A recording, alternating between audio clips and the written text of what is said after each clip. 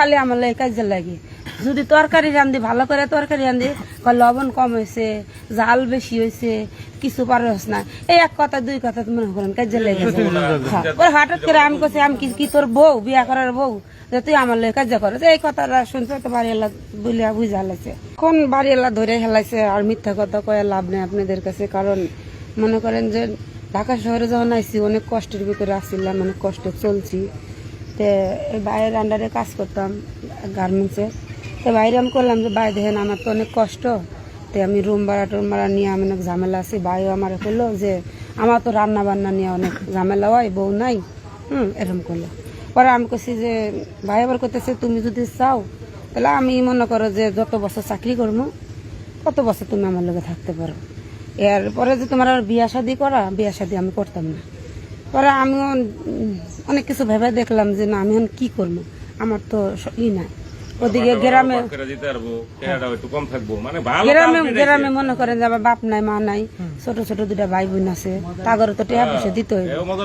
এখন না ভাইবা কোনো পিছন মুখ না তাকায় সামনের দিক তাকায়, ওনার সাথে বললাম ঠিক আছে ভাই যত বছর চাকরি করবো আপনিও যতদিন আমার রাখেন ঠিক আছে রাজি হয়েছি। এখন হঠাৎ করে কি করে খালি আমার লাগে কাজে লাগে।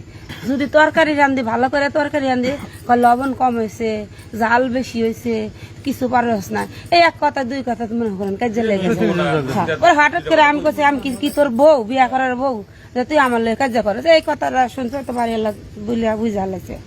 অপরাধ তো করে হালাইছি, এটা তো খুব খারাপ। কারণ বিয়া ছাড়া 2 বছর ধরে থাকতেছি, অনেক ভুল করছি। কারণ কি করবো, কারণ ভুল যখন করে আলাসি আর সংশোধন তো যদি আপনারা যদি থাকে যা শাস্তি দিবেন তাই মাথা পেতে নিন।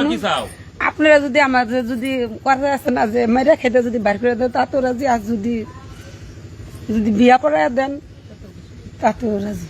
ভাই আমার বাড়িতে কোনো স্ত্রী সন্তান নেই। তাহলে এই বয়সটা কিভাবে গেল আপনার?